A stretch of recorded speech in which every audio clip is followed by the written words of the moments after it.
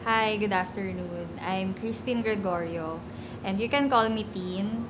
I'm 34 years old, and mayroon akong daughter. She's 4 years old. I'm a full-time stay-at-home mom, and may sideline ako na full-time content creator. Nag-start ako maging advocate ng maternal mental health after I gave birth. Kasi sobrang hirap din ng naranasan ko during that time. Like, wala akong makausap sa struggles ko. At pakiramdam ko parang kulang kulang yung nabibigay kong alaga sa anak ko, and also syempre sa pagiging asawa. Nung time na medyo naka-recover ako dun sa state ng postpartum stage, dun na ako nag-start mag-share ng experience ko online, yung mga struggles ko, personal struggles ko. Marami nagme-message sa akin ng mga nanay, may mga nagko-comment, lalo na pag nag-share ako ng mga experiences ko. May mga messages na hirap silang i-open up sa family nila yung nararamdaman nila. Natatakot sila dahil baka walang makaintindi. And sa experience ko, ganun din. Nakakatakot talaga siyang i-open kasi iniisip namin baka hindi nila, baka iba yung feedback nila. Like, isipin nila nag-iinarte ka lang, baka pagod lang yan. Okay. May na-experience ako, may nakausap ako na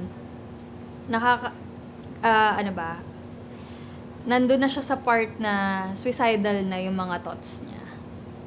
Yun. So, ang hirap kasi wala din siyang makausap, walang outlet, walang way na may makausap siya na iba kasi baka isipin nababaliw na siya, ganon.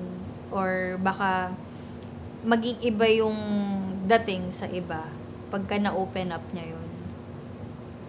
Wala po ba siyang partner during that? May partner siya actually. Okay naman sila, financially stable, responsible naman yung husband niya. Pero kasi ako bilang nanay, parang ang hirap din kasi i-open sa asawa. Lalo na pagod sila sa trabaho, ang dami din nilang responsibilities, like sila yung provider.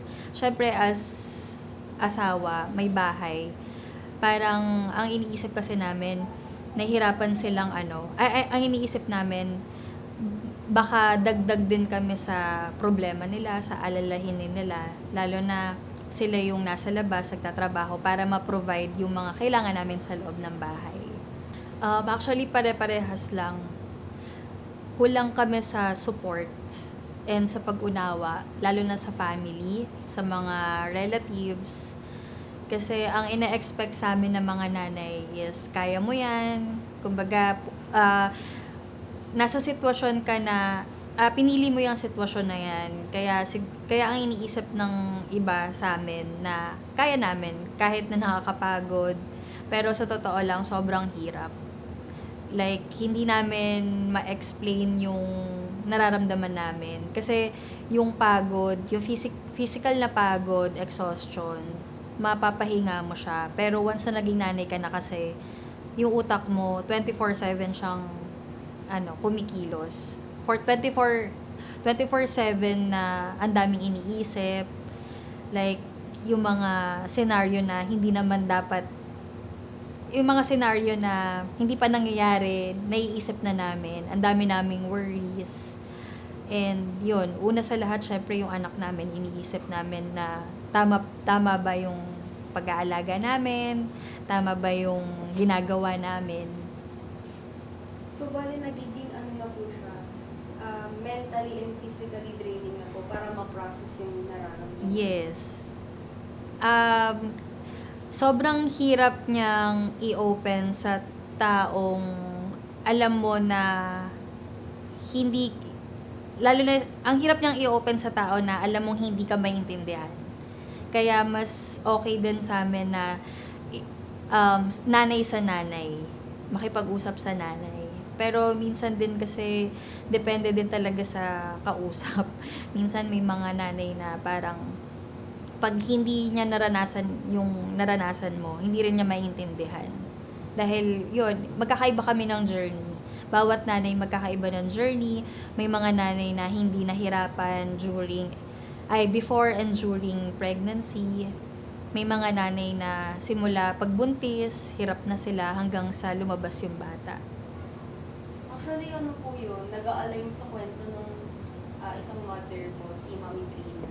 Yung mother-in-law niya daw po, sinasabi na parang ang OA daw po niya, kasi nung nagbubuntis naman daw po siya, hindi niya nararamdaman mga ganong kanikwento po ni Mami Trina. Pero, yun nga po, like you said, may sarili-sarili journey. Yes, meron. May mga pagkakataon po ba na nahihirapan kayong ipaintindi sa ibang tao yung tungkol sa postpartum depression? Sa panahon ngayon, nung time ko after kong, wait lang, mali. After kong manganak, siguro hindi pa ganun kabukas sa mga tao yung usapin ng postpartum. Like, sa na-experience ko kasi, after pregnancy, talaga nag-set kami ng boundaries ng husband ko. Sa family, sa relatives. Yun talaga yung pinaka-importante. Magsaset kayo ng boundaries para payapa yung isip nyo, payapa yung kung ano yung rules nyo bilang magulang. Kasi may mga tao na hindi pa sila open or hindi pa malawak yung knowledge nila about postpartum depression. Kaya ang iniisip nila, nag-iinarte lang, malungkot ka lang, or malalampasan mo din yung phase na yan. In general, sa mga nakausap ko na nanay, may mga relatives sila, may mga family sila na kung ano yung tradition noon, yun pa din yung nakasanayan nila ngayon. Like, kung ano yung hindi kasi uso sa kanila dati yung mga ganong postpartum, kailangan labanan mo. Kaya may mga anak, may mga anak ngayon na parang, ano ba? May mga anak ngayon na, ano ba yung term? Nakukuha yung trauma. May mga trauma, yung mga kabataan ngayon. Ay, hindi naman kabataan. Wait, mali. May mga trauma yung mga millennials. Sa age namin ngayon, yung mga millennials, may mga trauma. Dahil nga, yung mga nakasanay na mga boomers before, hindi uso sa kanila yung depression, hindi sila knowledgeable about sa topic na yon. Like, kung ano yung nararamdaman nila before, nilalabanan nila. Kaya may tendency na parang yung frustration, yung pagod nila, napapasa nila sa bata. Na hanggang ngayon, sa bagong generation, ganun din. Kumbaga, hindi sila open sa topic na yun. Bale na sustain na po sila sa traditional and old school mindset. Mother na may postpartum depression. Nung malaman po nila na may PPD po sila. Okay. So, depende yan sa family dynamics. Like, sa experience ko, fully aware yung husband ko na yung mga nanay, napagdadaanan yung postpartum. Like, sa amin, na-open ko na sa kanya na kailangan aware siya na mapagdadaanan ko yung mga ganong bagay, yung mga ganong phase, dahil yun talaga yung hindi may iwasan after giving birth sa nanay, yung pagkakaroon ng postpartum. Dahil iba yung nararamdaman ng nanay after manganak. Like yung pagod, yung hirap, and siguro dahil feeling namin hindi namin kaya, pakiramdam namin hindi nahihiya kaming i-open sa lahat dahil ay na-expect sa mga nanay is malakas, kailangan masaya ka dahil nanganak ka, ganun. And sa family naman, I think sa experience ko kasi hindi knowledgeable yung mga relatives namin tungkol doon. Wala silang enough na information about postpartum depression. Kaya nag-set kami ng boundaries na after kung manganak, meron tayong boundaries as family para mas makakatulong sa peace of mind ko, sa mental health ko. Which is, syempre, hindi maintindihan ng mga relatives. And kung maaari, i-cut muna sila, i-cut ties muna sila. Kung talagang na-overstep, parang parang na-overstep na nila yung boundaries namin. So, in general, sa mga nakausap ko naman na mommies, wala talaga. Lalo na pagkulang sa information. And kung hindi open yung family or yung relative sa ganong topic. Ayun. Well, thank you so much.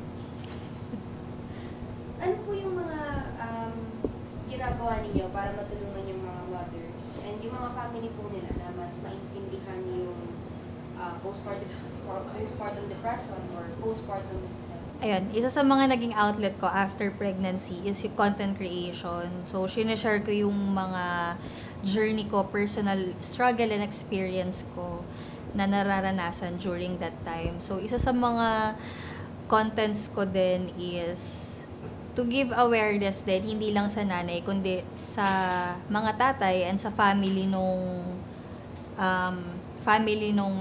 mom or nung nanay na nakaka-experience ng postpartum depression, na hindi lang sa paghahanda ni baby, I mean sa mga gamit or sa financial, kumbaga dapat yung mag-asawa ready din sila mentally sa kung ano mangyayari after pregnancy, pagka nandiyan na yung anak nila. Kailangan yung husband is fully support dun sa nanay kasi yun talaga yung pinaka-importante sa amin. Ayun, kailangan laging kamustahin and kailangan mas priority yung emotions nung nanay compare dun sa baby. Since yung baby kasi bubuhatin lang, i-feed, matutulog. Kumbaga, ang pinaka-importanting care that time is yung nanay. And for the families naman, syempre kailangan mabigyan sila ng awareness din na ganito yung pinagdadaanan ng isang nanay, na kailangan kailangan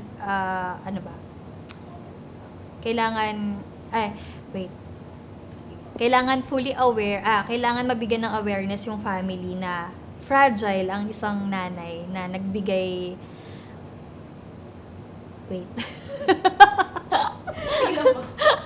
ayun.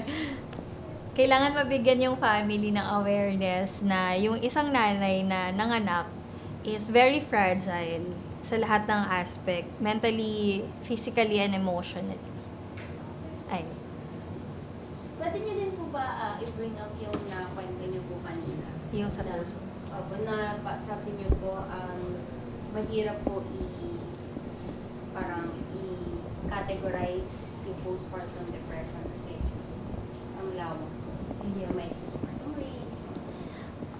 Naging aware lang ako sa time na yon nung nag-seek na ako ng help professionally. Meron akong nag-seek ako ng help professionally. So, meron akong 4 na sessions before. Dahil hindi ko talaga maintindihan yung nangyayari sa akin. Hindi rin namin maintindihan ng husband ko. Kahit naman fully aware ako na may something na mali na talaga sa akin. So, during my session, ang sabi sa akin nung therapist ko is postpartum rage, yung naranasan ko. And siya din nag-explain sa akin na malawak ang postpartum. Hindi lang depression, hindi lang blues, maraming aspect. And sa case ko kasi, rage na yun nangyari.